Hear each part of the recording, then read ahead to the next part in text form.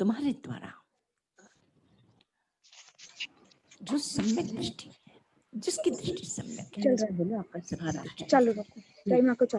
सम्यक दृष्टि का अभिप्राय क्या है? कि जिसमें जो तुम्हारे अपनी विकृतियां हैं, उन विकृतियों से शून्य होकर के अगर तुम देखते हो तो तुम्हारी दृष्टि सम्यक है। कौन कौन सी विकृतियां हैं? हमने बार बार ये कहा है, ये विकार और कुछ नहीं। अगर जिंदगी की गहराइयों में जाकर के देखो तो दो ही चीजें हैं, एक पकड़ है, किसी को चाहिए अपना वो जो लगता है वही अब लगा है। पहले तो अमन लेकर अगर रखने में हमारी दृष्टि करके टाइम से शुरू कर राग दिया से था एक मुक्त बार। है तो स्मरण शुरू कर लेना, ये भगवान कहते हैं ऐसा व्यक्ति अपनी जिंदगी में कभी बट भी आज कोई थोड़ा काम कर इंटरनेट नहीं अनस्टेबल सकता। है। इंटरनेट हम बाहर अनस्टेबल है, के बार बार कामों की वही ओर मैसेज प्रेरणा लगता है। डालें कि ये काम करो, ये मत करो, ये सम्यक कर्म है, ये अशुद्ध कर्म है। कर्म की परिभाषा नहीं, उन्होंने कहा कि तुम्हारी दृष्टि, तुम्हारे देखने का जो तरीका है, तुम्हारे सोचने का जो तरीका है, अगर वह सही है तो तुम्हारा प्रत्येक कर्म सत्कर्म है। और एक दूसरी बात बोलूं और भी महत्वपूर्ण, आयंक दंसी न करे ई पावम, एक अद्भुत सूत्र है जो दुनिया का आतंक देखता है, जो दुनिया के दुख को जानता है, ऐसा व्यक्ति भी पाप नहीं करता। आतंकदर्शी, जिसके द्वारा जीवन एक अशांत हो जाता है, उस अशांति को जो जानता है। मैं आपसे थोड़ी सी इस विषय में एक सिद्धांतिक चर्चा करना चाहूंगी, थोड़ी सी, बहुत गहरी नहीं है, लेकिन दो चीजें हैं, दो दृष्टियां हैं। एक दृष्टि जो विभाजन के साथ चलती है, एक निश्चय नय और एक व्यवहार नय। निश्चय नय के अनुसार आत्मा स्वयं पूर्ण है, बुद्ध है, शुद्ध है, प्रबुद्ध है, मुक्त है, बंधन व्यवहार में है। निश्चय नय की दृष्टि से आत्मा को न कोई बांध सकता है, न कोई मुक्त कर सकता है। आत्मा हमेशा के लिए शुद्ध है, जैसे आसमान को कोई बांध नहीं सकता, उसको कोई मलिन नहीं कर सकता, उसको कोई काट नहीं सकता, उसके कोई विभाजन नहीं कर सकता। जिस तरह से आकाश का कोई टुकड़े नहीं कर सकता, जिस तरह से उसका वह स्वरूप है, जिसका जो स्वरूप है उस स्वरूप से किसी को अलग नहीं किया जा सकता। अग्नि को, अग्नि की जलन है, उस जलन से अग्नि को कभी कोई मुक्त नहीं कर सकता। उदाहरण है, सामने है, अनुभव करने जैसा है। जैसे अग्नि है तो अग्नि की उष्णता है, उसको कोई अलग नहीं कर सकता, नहीं कर सकता। इसी तरह से जो परमाणु है, उस परमाणु का कोई विभाजन नहीं कर सकता, उसके टुकड़े नहीं कर सकता। तो आत्मा का स्वभाव भी शुद्ध है, प्रबुद्ध है, मुक्त है, उसको कोई बांध नहीं सकता। तो ये शरीर में बंधा है तो व्यवहार नहीं की दृष्टि से ये बंधा हुआ है। जैसे आसमान भी है, इन दीवारों से बंधा हुआ है। जैसे ये हमारा देश, इनका देश, उस देश और वो देश हम लोगों ने बांटे हैं, लेकिन प्रकृति ने, सारी पृथ्वी एक है, अखंड है, अखंड है पृथ्वी। ये हमारी अपनी कल्पना है कि हमने इस तरह से देशों के विभाजन करके इस भूमि को बंटवारा कर दिया है। इसी तरह से जीवन का बंटवारा व्यवहार ने किया, निश्चय से नहीं है। स्पष्ट है, जिस तरह से एक पृथ्वी एक है, अखंड है, वो एक टुकड़े नहीं है उसके, प्रकृति की तरफ से कोई विभाजन नहीं है। लेकिन व्यवहार की दृष्टि से, व्यवस्था की दृष्टि से हमने सोचा कि इनका ये है, इनका ये है। व्यवहार की दृष्टि से वास्तविक वो नहीं है। इसी तरह से व्यवहार ने की दृष्टि से भी हमने इस जीवन को इस शरीर में बंधा है, उस शरीर में बंधा है, इसका है, उसका है, इसको विभाजन करके हमने देखा है, उसको टुकड़ों में बांट लिया है। ये जो व्यवहार है, पर स्मरण रख लेना कि निश्चय और व्यवहार, इस विभाजन से हमने पदार्थ का जैसे विभाजन किया तो आत्मा का भी हमने इसी तरह से विभाजन कर दिया। निश्चय से आत्मा मुक्त है, लेकिन चेतना की पूर्णता में, चेतना की अखंडता में, चेतना की समुद्रता में, चेतना के उस एक तरह से उसके विशुद्ध स्वरूप में स्मरण रख लेना कि वहां पर किसी भी प्रकार से कोई विभाजन नहीं है। और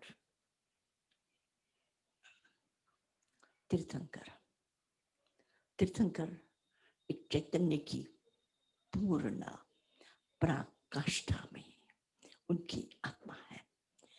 क्या उनके लिए हिंसा और अहिंसा ऐसे विभाजन है? हिंसा और अहिंसा जैसे विभाजन है उनके यहाँ पे, परिग्रह और अपरिग्रह जैसे कोई विभाजन है, सुख और दुख ऐसा कोई विभाजन है? वो एक इतनी अखंडता में है। जैसे जैसे ज्ञान की पराकाष्ठा होती चलती है वैसे वैसे अखंडता, एक रूपता, और जितना जितना व्यक्ति नीचे आता है उतना उतना विभाजन के साथ में जीता है। अनेक चित्ते खलु अयं परिसे, अनेक चित्ते, ये अनेक प्रकार की विकृतियों में, टुकड़े टुकड़े में, खंड खंड में इसलिए विभाजित है। हमारी ये प्राथमिक भूमिका है जिसके कारण वे विभक्त है, लेकिन अखंड। तीर्थंकर के समक्ष मैं आपसे व्यावहारिक दृष्टि से प्रश्न पूछ रही हूँ, जानकारी की दृष्टि से। समोषण कैसे होते हैं? समोषण कैसे होते हैं? क्या क्या होता है समोषण में? किस प्रकार से तीर्थंकर होते हैं? कहाँ बैठते हैं? सारी दुनिया की समृद्धि वैभव से परिपूर्ण है। वह सारा का सारा वातावरण, वहां पे कहीं कोई कमी नहीं है। दुनिया की कोई भी समृद्धि उस समर्षण की समृद्धि की समक्ष फीकी है। बड़े बड़े सभाकार, उनकी चर्चाएं आपने हमने सुनी है। इतने बड़े बड़े सभाकार, और उन सभाकार के समक्ष समोषण को आप देख लीजिए, उसकी दिव्यता ऐसे लगता है इतनी अद्भुत है, इतनी अद्भुत है। और कहना चाहिए परिग्रह का एक वो शिखर है, परिग्रह का शिखर है। धन संपत्ति वैभव उसके समक्ष सब नगण्य है। इतना बड़ा वैभव होते हुए भी, इतनी बड़ी ऊंचाई होते हुए भी, आप जानते हैं कि भगवान उस समोषण में बैठते हैं। परिग्रह का पाप नहीं लगता है उनके लिए, उस दिव्य व्यक्ति के लिए, उस दिव्य चेतना के लिए परिग्रह और अपरिग्रह ऐसा विभाजन नहीं है। विहार करते हैं, नदियां पार कर जाते हैं, नदियां पार कर लेते हैं। अब का है पानी की एक बूंद में असंख्यात जीवन है। हम कहते हैं असंख्यात जीवन है पानी की एक बूंद में, और विहार करते हैं। और नदी में नौका के द्वारा नदियां पार करते हैं। हमने कई बार इस बात को सुना है, गुरुदेव से भी सुना है, हमने भी कई बार इस तरह से इस विषय की चर्चा की है कि इतनी बड़ी पानी, जहाँ पानी की हिंसा, वनस्पति काय की हिंसा, त्रिस्काय की हिंसा, इतना सब कुछ होते हुए भी हिंसा है। और अहिंसा की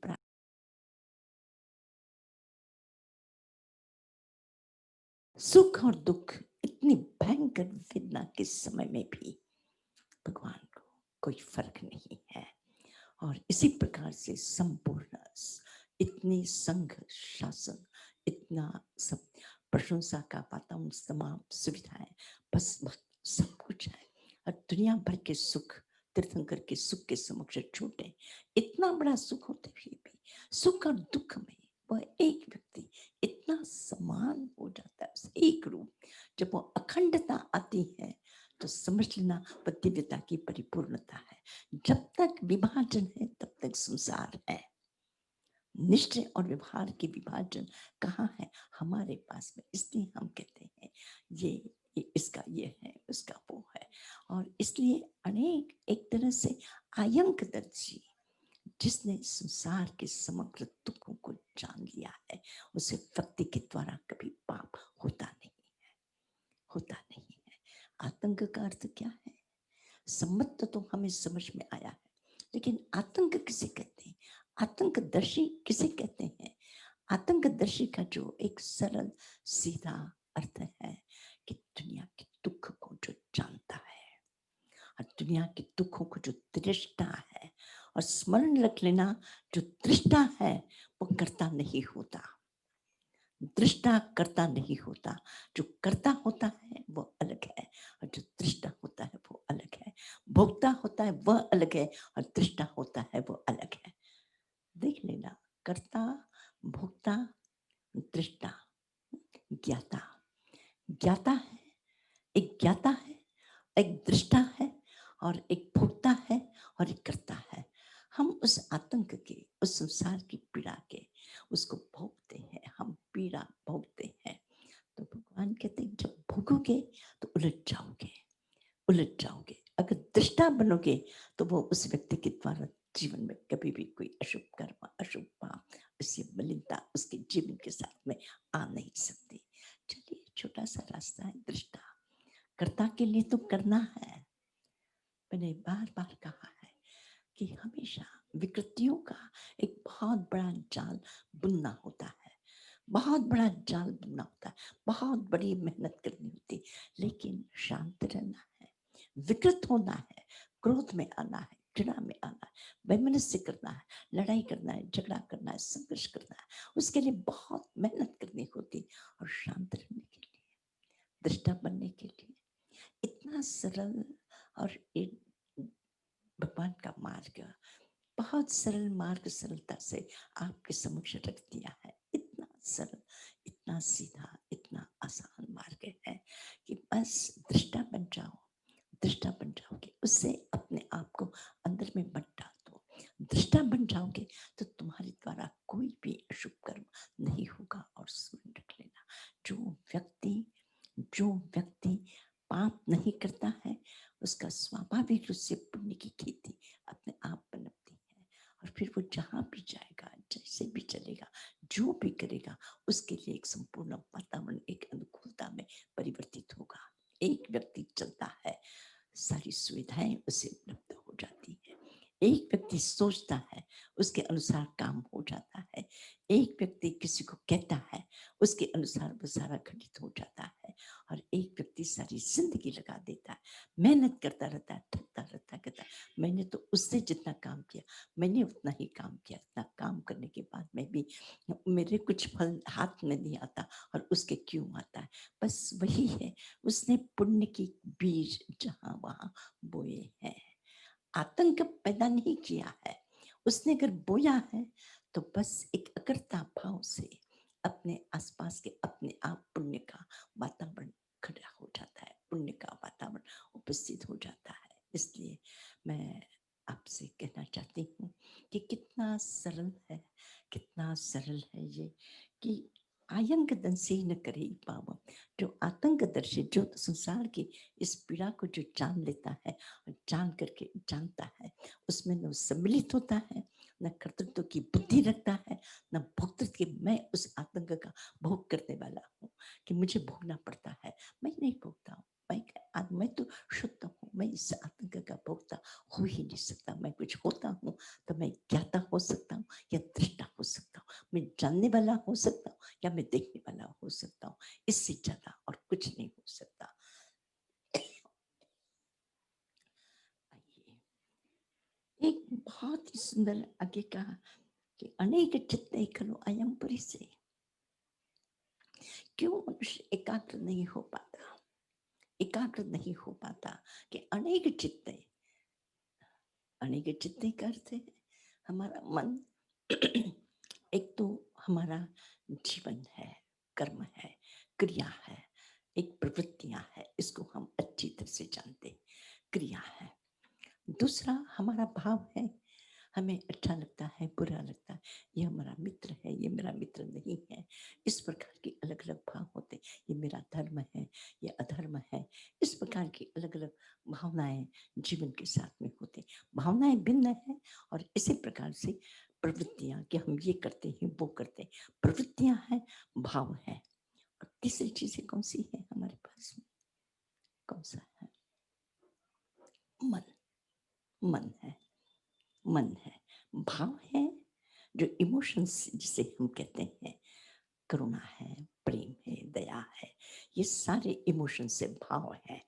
और मन, चित्त, मन, विचार, जो सोचता है, सोचता है। भाव सोचता नहीं है, क्रिया सोचती नहीं, क्रियाएं होती है किसी के द्वारा।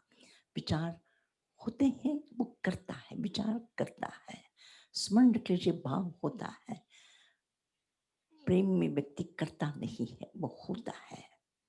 प्रेम में क्रोध होता है, मैं क्रोध करता हूँ, मैं गालियां देता हूँ मैं किसी को, वो नहीं होता। जो भाव है वो होता है, क्रिया भी होती है, लेकिन विचार वो करता है। आपको अगर कुछ सोचना है तो सोचना ही पड़ेगा, करना ही पड़ेगा। आपको कुछ न कुछ इस तरह से ऐसा नहीं हो सकता कि बिना विचार किए आप ऐसे ही। पर कितने विचार, जैसे समुद्र के अंदर में जितनी पानी की बूंदें होंगी,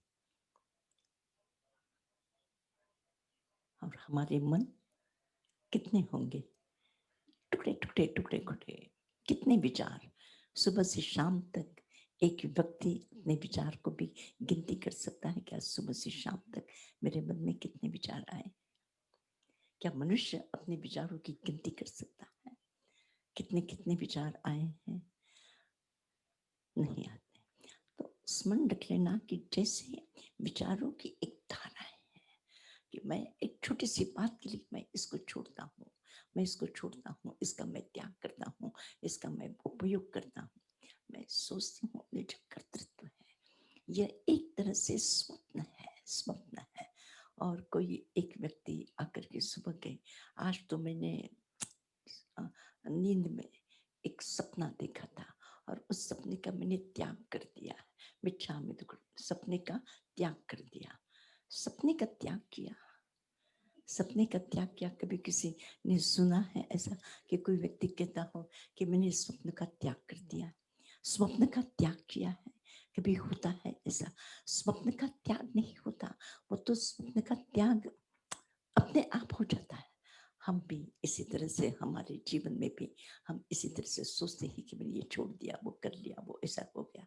बिल्कुल स्वप्न है, ये स्वप्न है, स्वप्न के जाल और जंजाल के अतिरिक्त और कुछ नहीं है।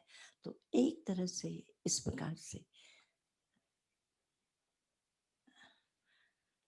इस तरह से अगर ये सोचा जाए तो हमारा जो चित्त है वो अनेक अनेक विभाग, कहीं त्याग में, कभी भोग में, कभी छोड़ने में, कि किसी में विभक्त विभक्त विभक्त अनेक चित्ते खलु अयम पुरी से, ये पुरुष बड़ा बड़ा एक तरह से ऐसा देखा जाए तो ऐसा कहा जाए कि इसका कोई ठिकाना नहीं है।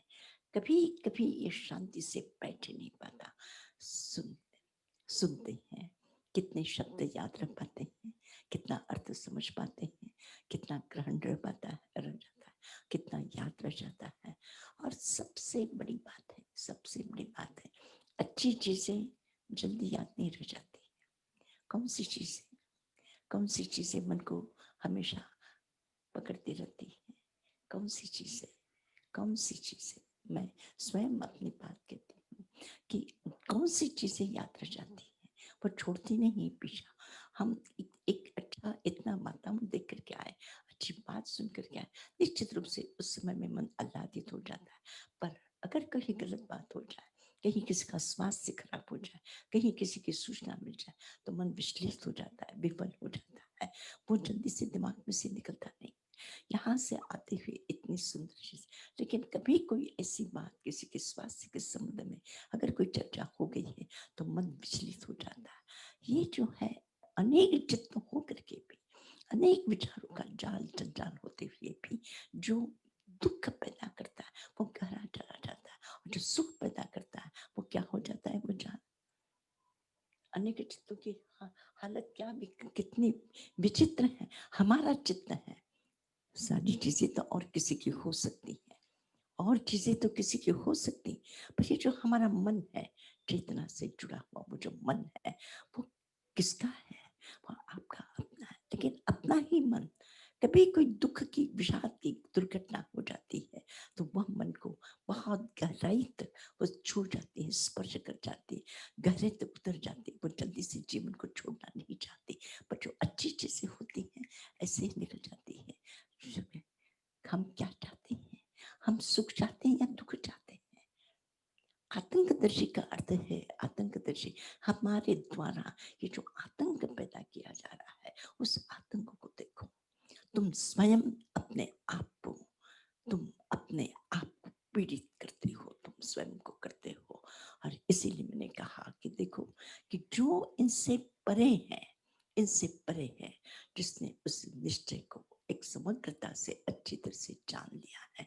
उसने जिसने जाना है वह व्यक्ति अपने जीवन में कभी भी इस प्रकार से कभी भी अलग से विभक्त होकर के अपने जीवन को खंड खंडित नहीं करता। अनेक चित्ते तुमने की, चित्त तुम्हारा एक है। उसके खंड खंड तुमने की और खंड खंड करने का एक अखंड चीज होती है। वो अखंड किसकी? उस वितराग की। उस वितराग का अखंड जितना जितना है, अखंड जितना है। इसीलिए उनके यहाँ पे हिंसा अहिंसा का भेद नहीं है।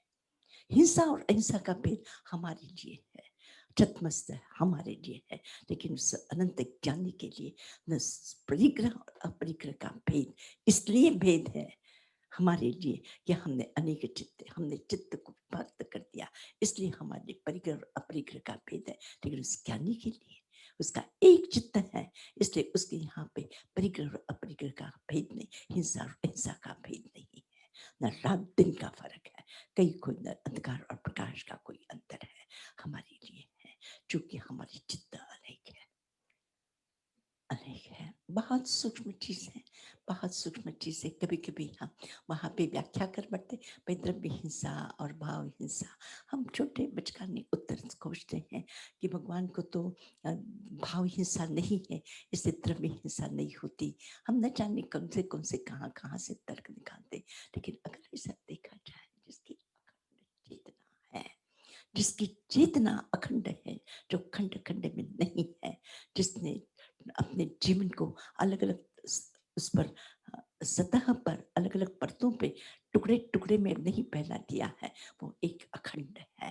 और उस अखंडता के कारण उनके जीवन में किसी भी प्रकार का कोई विभाजन नहीं है, न सुख का, न दुख का, न हिंसा का, न अहिंसा का, न परिग्रह का, न अपरिग्रह का। शायद इस बात को हम स्वीकार नहीं कर सकेंगे, लेकिन मैं कहूंगी कि वह जो वास्तविकता है कि अनेक चित्त होने के कारण ही ये सुख दुख के, जीवन मरण के इस प्रकार के विभाजन है। और क्योंकि उसने आतंक देख लिया है, संसार की उस पीड़ा को जाना है, इसलिए वो किसी भी प्रकार का पाप नहीं करता, किसी प्रकार। तो एक तरह से अनेक चित्त से, और कैसे उन्होंने एक और उदाहरण दिया कि हाँ, बहुत व्यवहार से केयणम अरिहय पुरित, जैसे उस चित्त को भरना चाहते हैं। किससे भरना चाहते हैं? किस किस से भरना चाहते हैं? कभी यश से भरना चाहते हैं, कभी परिग्रह से भरना चाहते हैं, कभी संपत्ति से भरना चाहते हैं, कभी ज्ञान से भरना चाहते हैं, कभी साधना से भरना चाहते हैं, और न जाने कितने कितने कौन सी चीजें हैं जिससे हम वो क्या भरना चाहते हैं। क्या भरोगे इसको? भर नहीं पाओगे। भरने का मोह कि मुझे इतना मिल जाए, इतना मिल जाए, इतना मिल जाए, इतना हो जाए। बड़े बड़े लगभग जीवन के किनारा सामने है, उसके बाद में भी ये चाहिए, ये चाहिए, ये चाहिए, ये चाहिए, बढ़ना है, बढ़ना है, बढ़ना है। और इससे लगता है कि वो चित्त कभी बढ़ता नहीं। क्यों नहीं बढ़ता? क्यों नहीं बढ़ता? बढ़ने की हमें लगता है कि बढ़ जाएगा, पर नहीं बढ़ता। इसका क्या कारण है? तो उन्होंने एक उदाहरण दिया है, वो केयन कहते हैं, वो चलनी होती है ना, जिससे वो आटा उसको क्या करते हैं, छानते हैं, आटा छानते हैं उससे। तो जो चालनी होती है उसमें कितने छेद होते हैं? कभी आपने गिने हैं आपके चालनी के कितने छेद हैं? आपने किसी ने नहीं गिने? गिन लेना कभी जाके, टाइम मिले, कुछ काम ना हो तो बैठे ठाले गिन लेना उसके कितने छेद हैं। वो जो चलनी है उसके जितने छेद है ना, उससे भी ज्यादा आपके मन के छेद हैं। तो जैसे चलनी को किस पानी से भर सकोगे? पानी तुम डालते जाओ, एक पूरा कुआं भी उंडेल दो, फिर भी वो चालनी भर नहीं सकेगी। और इतना ही नहीं, एक समुद्र को भी भर दो उसमें, तब भी वो चालनी भर नहीं सकेगी, नहीं भर सकेगी। तो भगवान कहते हैं कि तुम्हारा चित्त भी कहाँ पागलपन कर रहे हो। एक छोटा बच्चा निश्चित रूप से उस चालनी को पानी से भरने की कोशिश करेगा, पर कोई बड़ा प्रबुद्ध व्यक्ति वो इस प्रकार की मूर्खता भरे काम नहीं करेगा। तुम भी समझदार हो, तुम भी समझदार हो, तो सबने चित्त को भरने की कभी कोशिश मत करना। और जिसने यह भरने का काम छोड़ दिया है, वो आतंकदर्शी है। वो देख सकेगा कि उसका कितना भयंकर आतंक है कि उसको भरते जाओ, वो भर नहीं सकता। इसको जिसने जान लिया वो व्यक्ति अपनी जिंदगी में कभी गलत काम नहीं करता। इसका अर्थ ये नहीं है कि खाना नहीं है, इसका अर्थ नहीं है कि चलना नहीं है, इसका अर्थ ये नहीं है कि बोलना है। वो प्रवृत्ति करता है, वो तमाम प्रवृत्ति करता है। और आपको जान करके आपने जाना है, आपने सुना है कि महावीर कितना काम करते रहे हैं, जहां भी गए हैं। लोगों के प्रश्न, उन्होंने कभी नहीं कहा कि मैं तो साधुक हूँ, मुझे मौन है, हाँ, और मैंने तो सारा संसार छोड़ दिया है, और मैं तो वितरागी बन गया हूँ, और मुझे तो संसार से कुछ लेना देना नहीं है, अब तो मैं अनासक्त हो गया हूँ। नहीं, जो भी व्यक्ति आया है, जो भी जिज्ञासु गया है उनके निकट में, और जिसने भी जानना चाहा है, उसके प्रश्न का समाधान उन्होंने दिया है। और इतना ही नहीं, जिंदगी के अंतिम क्षण तक लोग कहते हैं निवृत्त हो जाना चाहिए, निवृत्त हो जाना चाहिए। कैसे निवृत्ति? बाहर से निवृत्ति हो जाएगी, लेकिन दिमाग, ये खोपड़ी तो चुप नहीं बैठेगी, वो तो बराबर प्रवृत्ति करती रहेगी। तो उस प्रवृत्ति से जब तक छुटकारा नहीं होता, तब तक तो भगवान कहते हैं प्रवृत्ति से छुटकारे की बात नहीं है, स्मरण रख लेना। जो काम करते हो, लेकिन उसकी पकड़ से मुक्त हो जाना, पकड़ से मुक्त, जो काम आ जाए इतना खुशी से। न ये काम ऑफिस में बैठे हैं तो हम बहुत बड़ा काम करते हैं, और घर का काम तो छोटा काम है। हाँ, अपने लिए करना तो काम का है, दूसरों के लिए करना तो वो सब बेकार का है। ये सारी बातें छूट जाती, उसको कर्म में ही आनंद आता है। जो कर्म करेगा उस कर्म को खुशी के साथ में संपन्न करेगा, उस कर्म का विभाजन करके उसके सुख दुख के टुकड़े में भी नहीं बांटेगा। जो कर्म करेगा उस कर्म के साथ में इतना ओतप्रोत हो जाएगा, बच जाएगा, डूब जाएगा, उसी का रस ले लेगा, वही आनंद ले लेगा, उसके अतिरिक्त तो उसे कुछ नहीं दिखाई देता। स्मरण रख लेना, ये साधक होने का अर्थ है वो आतंकदर्शी है। आतंकदर्शी वह है कि जिसने जीवन के इन गलतियों को जो जिसने जानता है, कहाँ कहाँ किस प्रकार की गलतियां कर बैठता है। और एक तरह से बस मैं यही कहूँगी, संक्षेप में यही कहूँगी, कुछ लोगों के प्रश्न हैं, मैं प्रश्नों के संबंध में भी बात करूँगी। छोटा सा अध्याय है, थोड़े से सूत्र है, छोटे से सूत्र, लेकिन जीवन का निर्माण इतना सुंदरता से कर सकते हैं कि आइए बस एक हम जीवन में जो एक तरह से आज उस वितरागता की उस जो दिव्यता है, उस दिव्यता को ध्यान में रखते हुए मैं और एक विषय की चर्चा करना चाहती थी, लेकिन फिर कभी करेंगे। आज केवल इतना ही, इस तरह से इस बात को कह करके मैं अपनी बात को, अठारह सूत्र से संबंधित बात को मैं यहीं पे विश्राम दे रही हूँ कि सेहु मुनि परिणायक में, जिसने अपने कर्म को जिसने अच्छी तरह से जान लिया है, जो कर्म को अच्छी तरह से जानता है, जो कर्म को अच्छी तरह से परिज्ञात कर्मा, परिज्ञात कर्मा, उसका जो कर्म है उस कर्म पर उसकी दृष्टि है, उस कर्म पर दृष्टि है, और कर्म की दृष्टि है और वो चेतना है, उसकी भी जागृति है। तो चेतना जागृत है, ज्ञान जागृत है, और वो कर्म करता है, तो उसमें से सभी जगह आनंद, वह मेधावी है, वह ज्ञात है, वह आनंदपूर्ण है, वह सुखी है, वह आनंदपूर्ण है, उसके द्वारा कभी भी कोई पाप नहीं होता।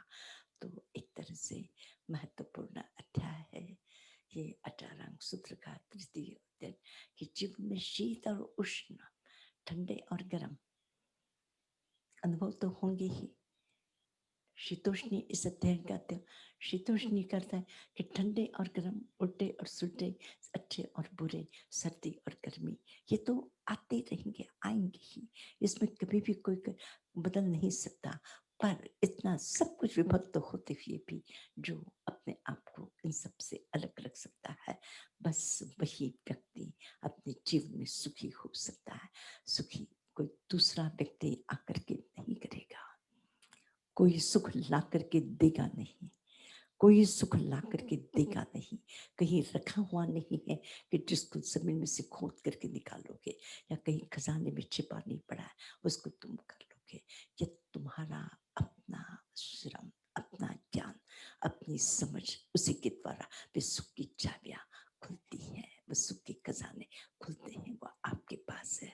तो 18 अंग सूत्र के अनुसार जैसे ही चेतना विकसित हो जाती है, संसार का विभाजन टूट जाता है, संसार का विभाजन टूट जाता है। और जितने संसार के टुकड़े करोगे उतने अपने आप को खंड खंड कर दोगे, और अपने अपने खंड खंड होने से चित्त के भी खंड खंड होंगे, और चित्त की ये विकृत खंड, जो टूटा हुआ व्यक्ति कुछ नहीं कर सकता, जिसका अखंड चेतना की तरफ में चलता है, वो कर्मों को विभाजित नहीं करता, लेकिन जीवन की दृष्टि को बदल देता है, जो एक रूपता में आ जाता है, अखंडता में आ जाता है, उसका जीवन सुखी होता है। मैं थोड़े से प्रश्नों के लिए, शिलापी जी आपका प्रश्न है या और हंसा सेंट लुइस से, अमेरिका से भी उनका प्रश्न है, तो पूछ लें।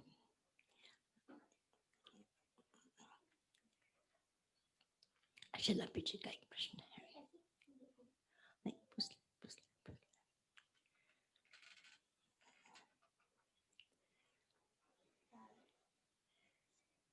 ताइमा, आपने अंतरंग जीवन के विकास की बात करी है।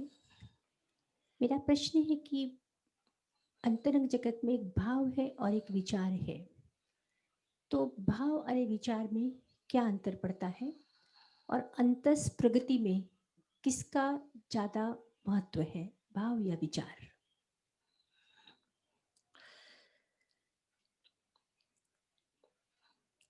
बहुत सुंदर और गहरा प्रश्न है।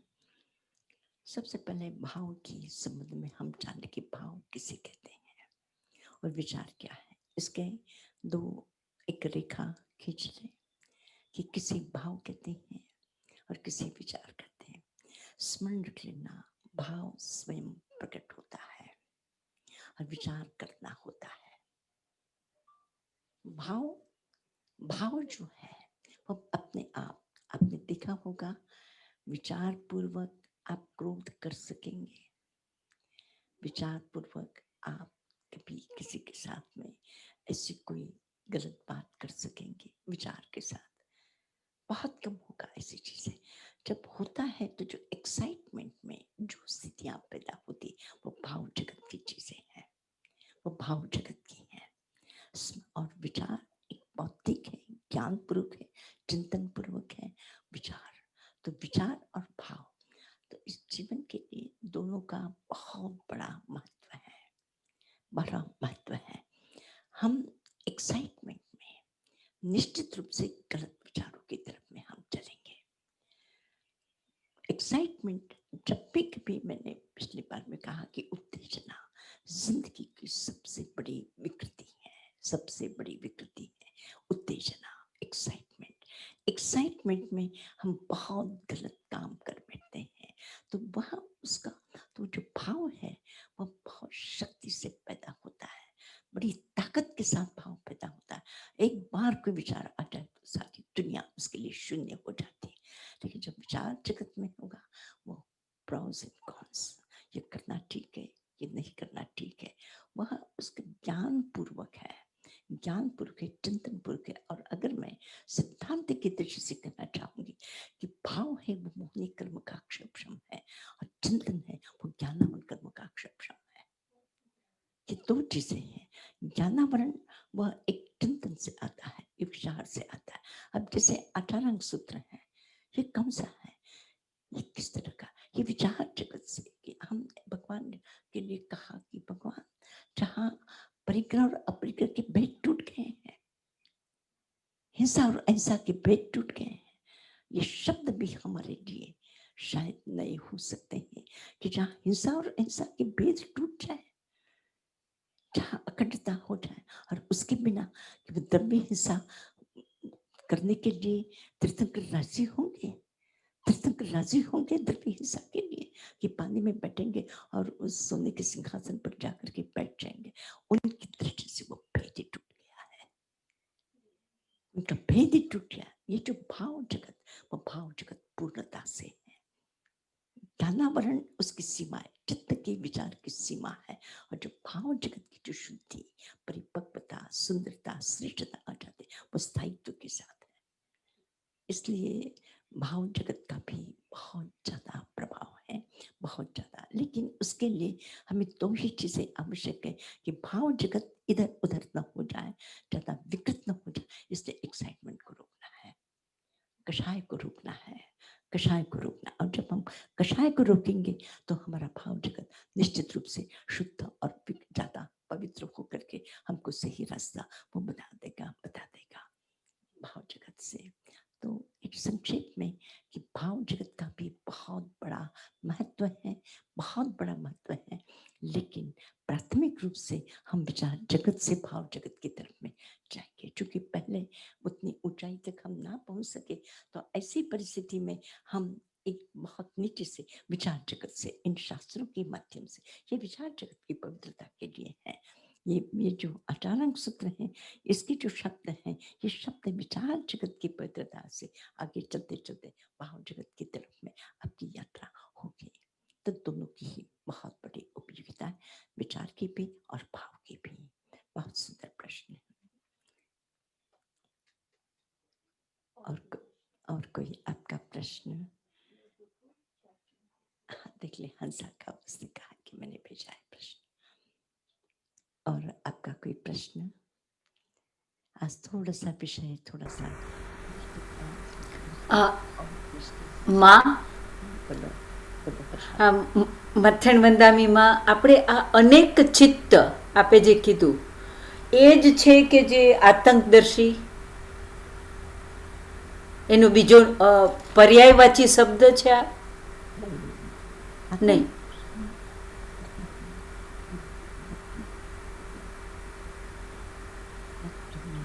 जो कष्ट है, दुख है, त्रास, भय है, पीड़ा है, मृत्यु, ये सब का सब आतंक है, दुख है। उसको जो देखता है, जैसे बुद्ध ने देखा है, आतंक को देखा है। मैं कहती हूँ, कितने लोगों ने वृद्धों को, मरते हुए लोगों को देखा होगा। हमेशा तो हम देखते रहते हैं, सब लोग देखते रहते हैं। और वो जो स्मशान भूमि में बैठा है, वो रोज ही देखता रहता है, नहीं देखता है मरते हुए लोगों को, बूढ़े लोगों को। कितने कितने लोगों ने देखा है। बुद्ध देखता है और बुद्ध को ज्ञान हो जाता है। बुद्ध किसी एक मृत्यु को, उसको देखता है, किसी के मरते हुए को देखता है और बुद्ध ज्ञानी हो जाते हैं, आतंकदर्शी है वो। ये संसार की पीड़ा को जिसने गहराई से जाना है, वह व्यक्ति आतंकदर्शी है। वह आतंकदर्शी, बुद्ध आतंकदर्शी है, जिसने उसको देख लिया, दुख को, त्रास को देखा, और देखने के साथ ही फिर सोचता है, ये जैसे मरा है मुझे भी मरना है, ये जैसे वृद्ध हो गया, ये इस शरीर को भी इसी प्रकार से वृद्ध होना। समय छोटा है, इस छोटे से समय का जितना अच्छा से अच्छा उपयोग किया जा सके उतना कर लेना है। यह है, वो होता है सम्मतदंसी, आतंकदंसी। अनेक चित्ते करो, मतलब आपके चित्त आज ये सोचता है, कल वो सोचता है, परसों ये सोचता है, इस क्षण ये विचार करता है, दूसरे क्षण दूसरे विचार, वो अपने आप जैसे उसकी चलता ही रहता है। वो उस पर नियंत्रण नहीं है, उस विचार जगत पर आपका नियंत्रण नहीं है।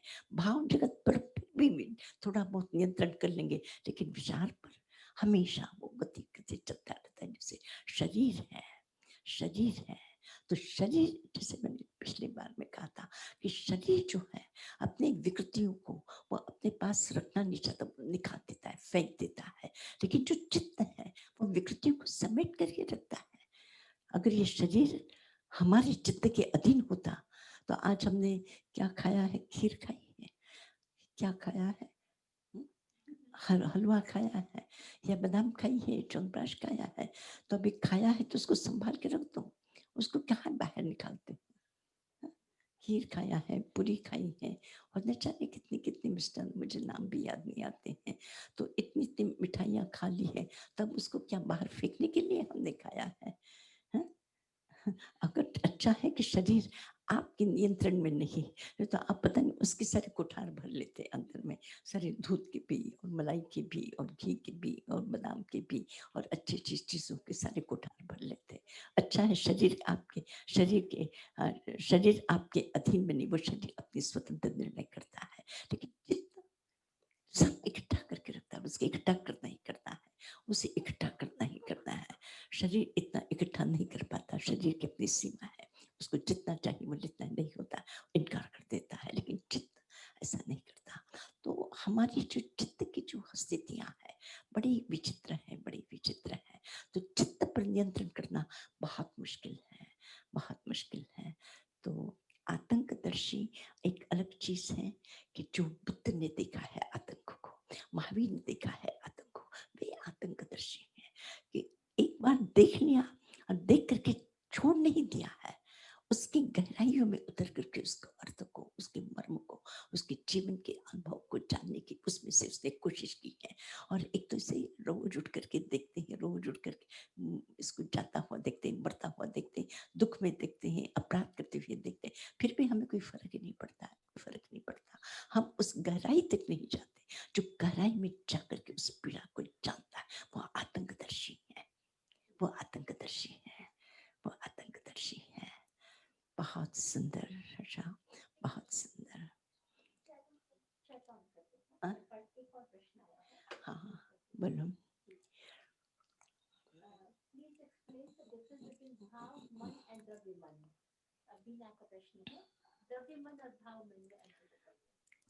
प्रश्न पूछा है कि द्रव्य मन और भाव मन किसे कहते हैं। मुझे तो इसका विभाजन करना तो बहुत मुश्किल है। भाव मन एक अस्तित्व है, मन का एक अस्तित्व है, अस्तित्व है, भाव मन उसे कहते हैं, अस्तित्व है। जैसे पानी है, उसका अपना अस्तित्व है, पर हम पीते हैं तो फिर वो व्यवहार में आ जाता है कि पानी प्यास को बुझाता है, पानी प्यास को बुझाता है। इसी तरह से जो भाव मन है, द्रव्य मन जो है वो व्यवहार में है, और भाव मन वो हमारा अपने आप हमेशा के लिए रहता है। जैसे पानी है और पानी के जैसे ऊपर के नीचे की जो तरंगे उठती रहती है वो द्रव्य मन है, और भाव मन पानी की जल की जो धारा है वो है, अस्तित्व में है, वो है, लेकिन हम उसको कोई अलग से निकाल करके उसकी उसकी व्याख्या नहीं कर सकते, उसका नाप तो नहीं निकाल सकते। वो भाव मन है, और द्रव्य मन उसका व्यवहार है कि जैसे उसकी पानी के ऊपर में जैसे लहरें उठती हैं, गिरती हैं, लहरें उठती हैं, ये भाव आया, ये भाव बदल गया, ये एक अभी करने का मन हुआ, फिर करने का मन नहीं हुआ, तो ये द्रव्य मन है। तो उसका जो उपयोग है वो द्रव्य मन है, और भाव मन उसे कहते हैं जो मन की क्षमता है, मन की जो क्षमता है कि मन ऐसा विचार करने का, सोचने का, समझने का, ग्रहण करने का, उसकी जो ताकत है वो भाव मन है, वो भाव मन है। द्रव्य मन व्यवहार पर में, जैसे हम अभी बैठ करके सुन रहे हैं, सोच रहे हैं, ये द्रव्य मन है। और भाव मन जो अस्तित्व में है, जो अस्तित्व में है, जैसे मिट्टी है, द्रव्य है, द्रव्य में, लेकिन उसका जो मिट्टी का आकार है, मिट्टी का घड़ा बना है, मिट्टी का कोई पात्र बना है, मिट्टी का कोई डिश बनी है, तो मिट्टी का, तो ये जो है वो द्रव्य है, द्रव्य मिट्टी। और जो भाव मिट्टी, वो मिट्टी का होना, मिट्टी का होना, वो भाव मन होना, अस्तित्व में होना, उसकी क्षमता के साथ में उसका रहना, वह है भाव, और उसका जो उपयोग करना वह है द्रव्य।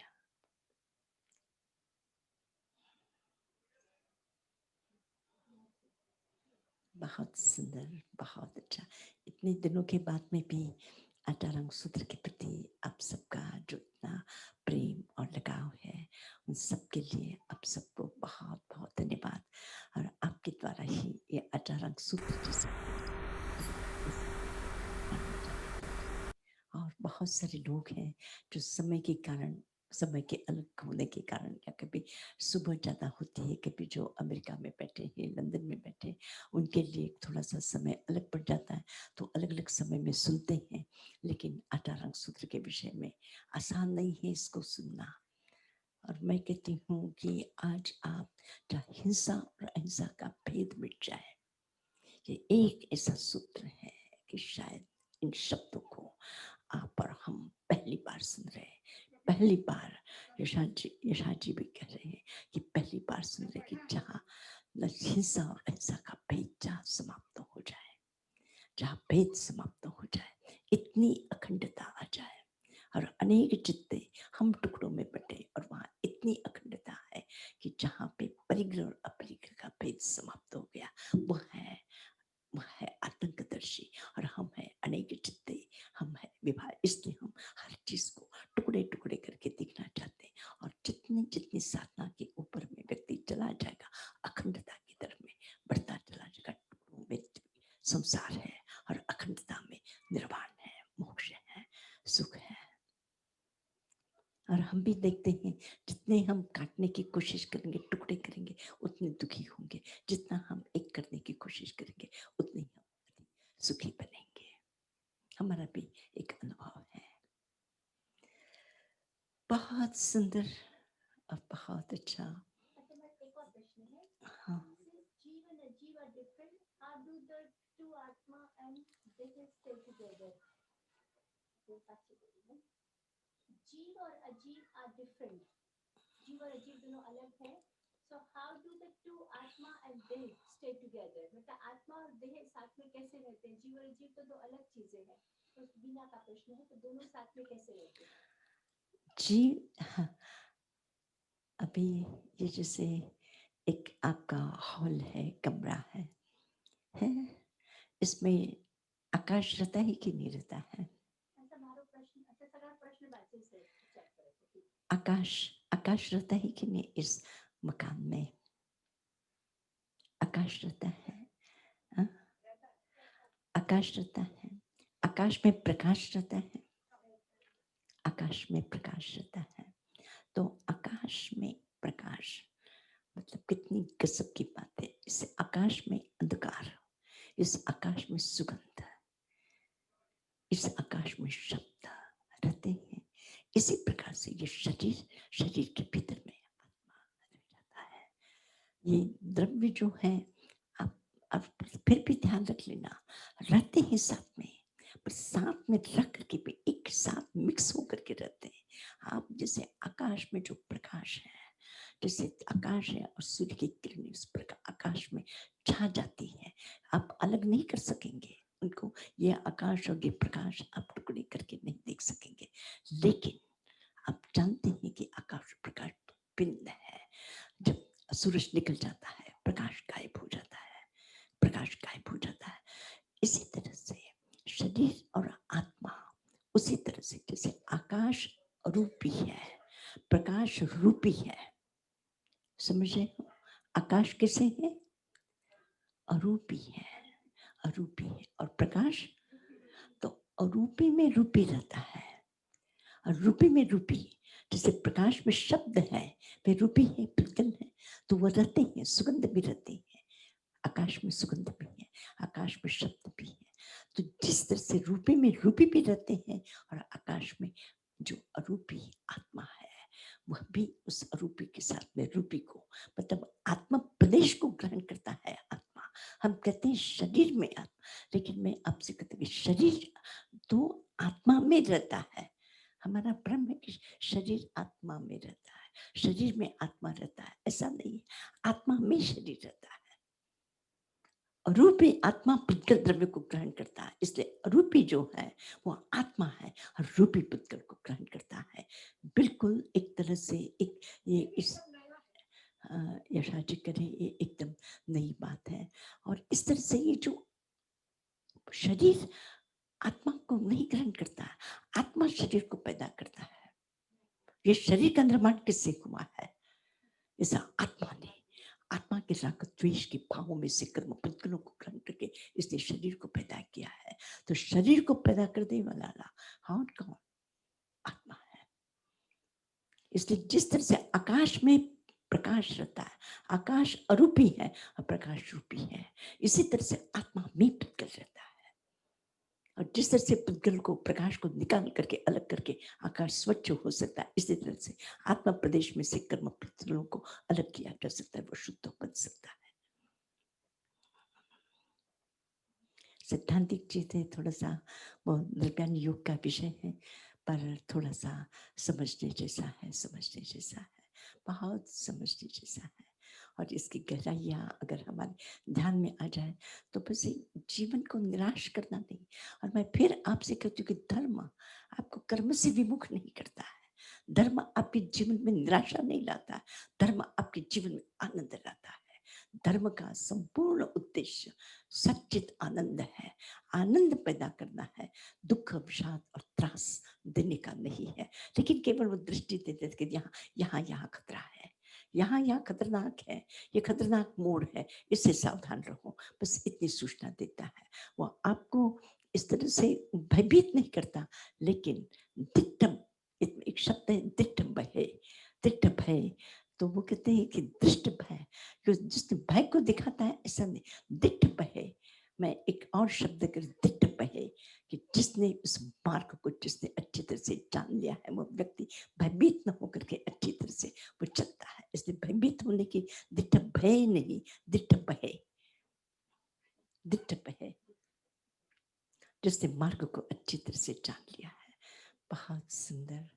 अगले शनिवार को फिर अपने बैठेंगे आप सबके लिए। बस हम सोचते हैं कि वैक्सीन के कारण बहुत सारी प्रवृत्तियां एक तरह से सबकी रुकी हुई है, सबने अपने आप को काफी समेट करके रखा हुआ है। लेकिन फिर भी अच्छे काम, जो व्यक्ति एक्टिव रहना चाहते हैं, उन लोगों के लिए कभी कोई बाहर के उपद्रव उसे दुखी न करके उसको रास्ता बना ही देते हैं, बता देते हैं। हर्षा के प्रश्नों का अंत ही नहीं है। पूछो। अनम्यूट करो हर्षा बेन को, अनम्यूट करो।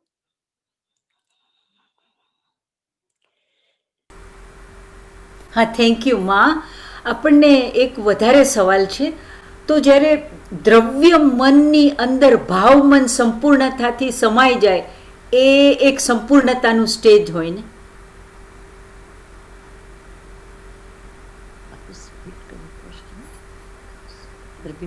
હા માં, દ્રવ્ય મન કે જે સમુદ્રની સાથે એમાં લહેરો ઉઠે છે, એમ આપે કીધું.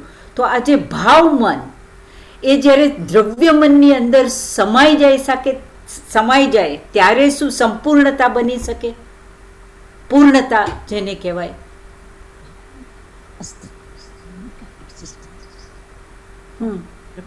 प्रकट होता है, वो प्रकट होता है।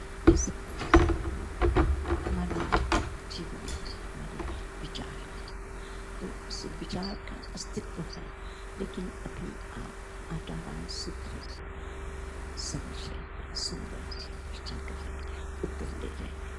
तो एक तरह से ये जो विकल्पता है, तो यह है द्रव्य मन और भाव मन।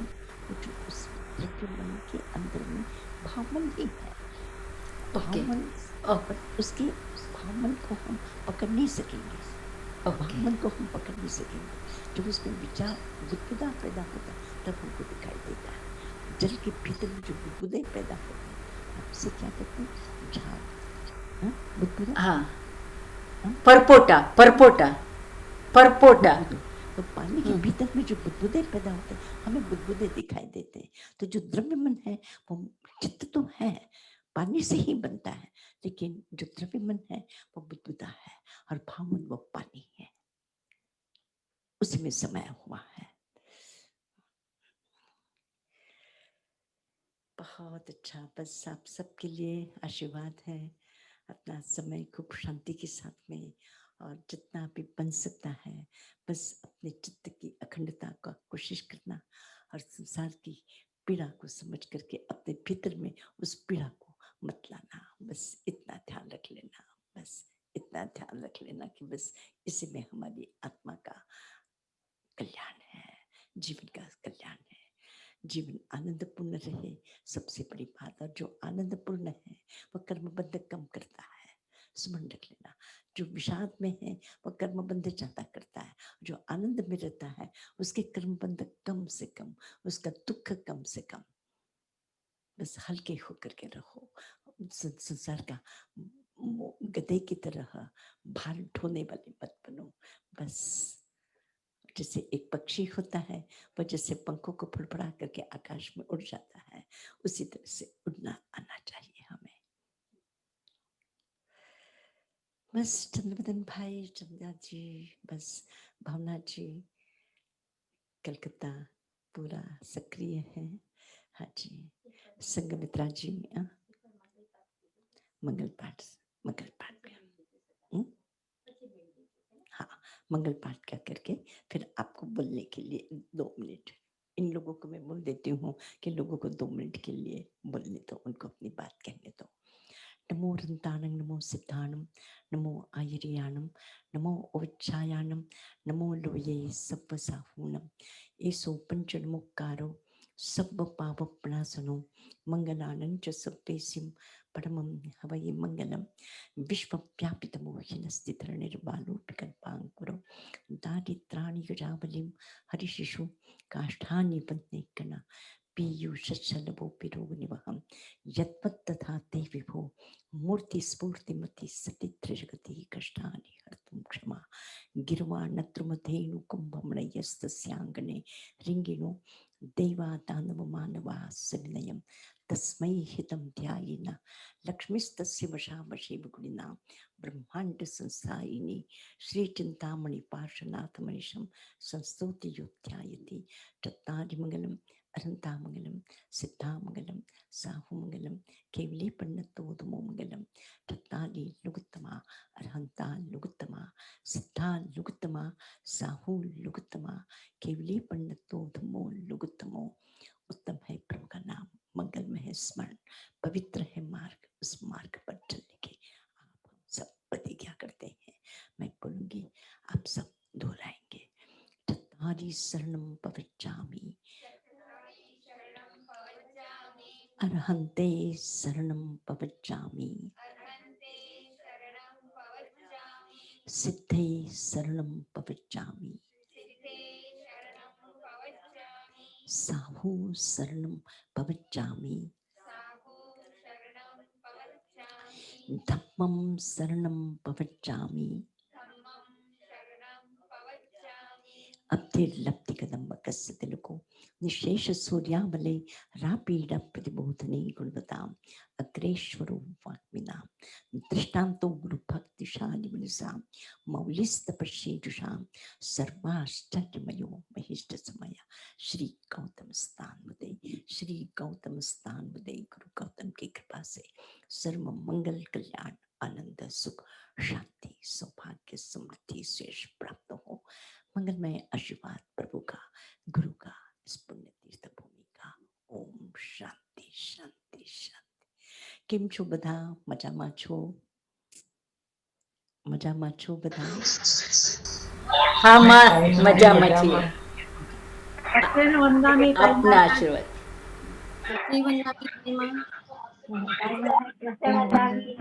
મતેન વંદામી તાઈબા આપ સાતામાં હો.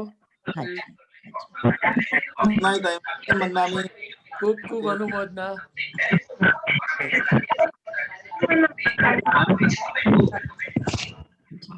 બસ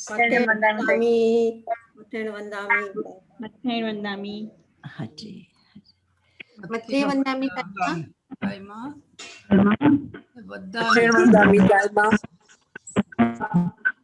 બધાને ખૂબ ખૂબ આશીર્વાદ.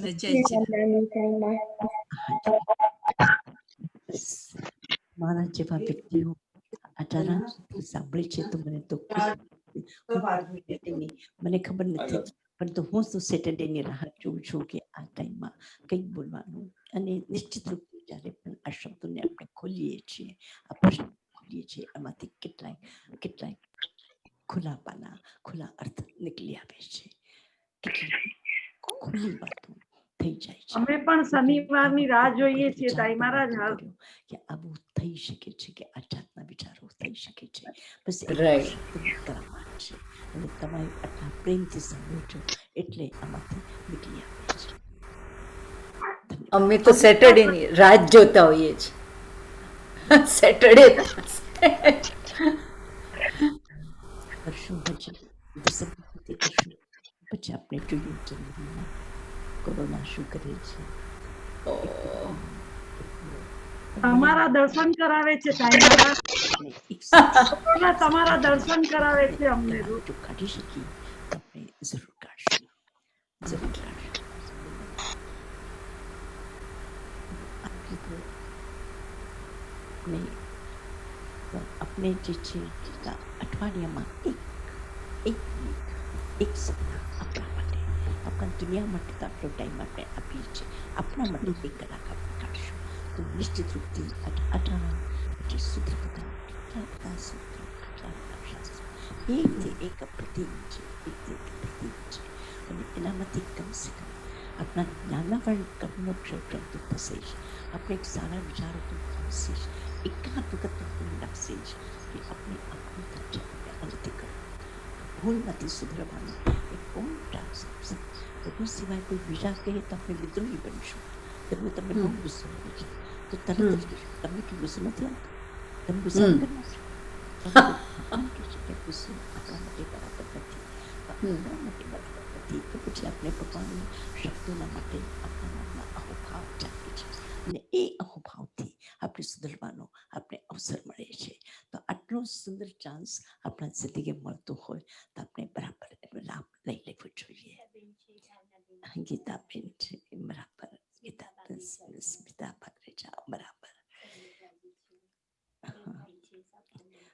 સાઉથ લંડનથી રીટાભાઈ મથે વંદામી તાઈમાં હાજી હાજી, બસ આશીર્વાદ છે આપણે બધાને. एक क्वेश्चन था मेरा. હજી ક્વેશ્ચન બાકી છે? हेलो ताईमा, एक क्वेश्चन था मेरा छोटा सा. બોલો. मैं पूछ रही थी ताईमा, जैसे कि अब भगवान महावीर है, भगवान पारशनाथ है, जितने भी तीर्थंकर भगवान हुए हैं सब सिद्धशिला में हैं. तो जैसे हम लोग यहाँ से मतलब प्रेयर करते हैं तो मतलब उनसे कनेक्शन होता है कैसे? मतलब अलग अलग करते हैं. अब जैसे ये कोरोना आया है तो शांतिनाथ भगवान का करते हैं ज्यादा, फिर कोई तकलीफ आती है तो पार्श्वनाथ भगवान का करते हैं. तो ऐसा अलग अलग क्यों करते हैं? क्योंकि मुझे ऐसा लगता है कि सब तो एक ही जगह चले गए होंगे. वो एक ही जगह है, वहां तो एक ही जगह है, पर सबसे बड़ी बात है कि हमारी भावनाओं के निकट में कौन होता है. अब जैसे भगवान पार्श्वनाथ हमारी भावनाओं के निकट जब भी कभी होता है तो इसे लगता है कि भगवान पार्श्वनाथ का जब हम स्मरण करते हैं या भगवान शांतिनाथ का स्मरण करते हैं तो उनके जीवन की एक ऐसी विशिष्ट घटना जिस घटना से हम उसके परिचित होते हैं, उस घटना के माध्यम से हम अपनी भावनाओं को जल्दी से स्प्रेड करना चाहते हैं. वहां से क्या आता है उतना महत्वपूर्ण आपकी जो भावना है, आपके जो विचार है, उसमें से निकलने में जो अच्छे वाइब्रेशंस है उसकी असर है, उसकी असर है. उनकी तरफ से तो हमेशा मेघ बरस रहा है इस संसार की सृष्टि के लिए. तो उनकी तरफ से जो ज्ञान या जो उनका अपना अस्तित्व है वो अमृतपूर्ण है, वो बरस ही रहा है. लेकिन हम भी अपनी तरफ से उस वाइब्रेशन के साथ में मेल कर लेना चाहते हैं. उससे भगवान शांतिनाथ का हो या भगवान पार्श्वनाथ का हो या इसी प्रकार से किसी भी गौतम गणधर का क्यों ना हो, जहां से भी धन्ना शालिभद्र की भी बात हम करते हैं तो ये हमारी उन घटनाओं के साथ हम जल्दी जुड़ जाते हैं. और घटनाओं के माध्यम से मॉडल अलग अलग है, मोबाइल के मॉडल जैसे अलग अलग है, वो उसी प्रकार से वे लोग भी जिससे हमारा कम्युनिकेशन इजीली हो जाए, बस इसके लिए हम कोशिश करते हैं. एक और क्वेश्चन है थोड़ा सिली सा है. वहां पे मुझे लगता है जैसे मोक्ष में जैसे भगवान सब सिद्ध हो गए, वहां पे फिर कई बार ऐसा लगता है कि वहां पे क्या करते होंगे, मतलब जैसे हम लोग तो कुछ कुछ करते रहते हैं ना, वो वहां पे अभी मैं तो वहां जाके आई नहीं हूँ तो मैं कैसे बताऊंगी वो क्या करते हैं.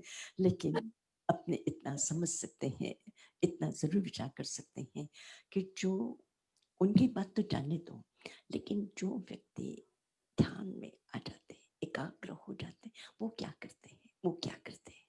इसी तरह से उनकी जो चेतना है वो एक विशुद्ध आनंदपूर्ण अस्तित्व में है, वो एक्टिव नहीं है, लेकिन जैसे एक है और वो बह रहा है, वो बह रहा है। उनकी जो वो जान करके तो फिर वो आकर के ही कर सकते हैं। वो एक अस्तित्व है और वो हमें शांति देता है। बस हमारी भावना उसके साथ जितनी जुड़ी हुई है, उस भावना की जितनी शक्ति और क्षमता है, वही उसका परिणाम दे देती है और हम उसके साथ जुड़ जाते हैं। और इस कारण हमारी भावना की जो ताकत होती है, उसी का सुंदर परिणाम हम देखने को मिल जाता है। रिवर्स है, वो वहां से भेजते वो वापस तुम्हारे पास भेज देता है कि तुम करो, तुम अपनी तरफ से उसको। जी बहुत अच्छा। हाँ जी, बस आशीर्वाद है आपके लिए। हाँ जी, हाँ हाँ हाँ। जुग जुग जियो माँ, thank you, thank you, we love you माँ, thank you, thank you, thank you. अक्षर मंदामी ताई माँ, बोल देना कि आप सबको, आपके परिवार वालों को भी सबको याद करते हैं, बता देना। हाँ जी, नहीं दिख नहीं रहा है, बराबर उपस्थित होते हैं। दिख नहीं रहा है। वो थे मन्ना में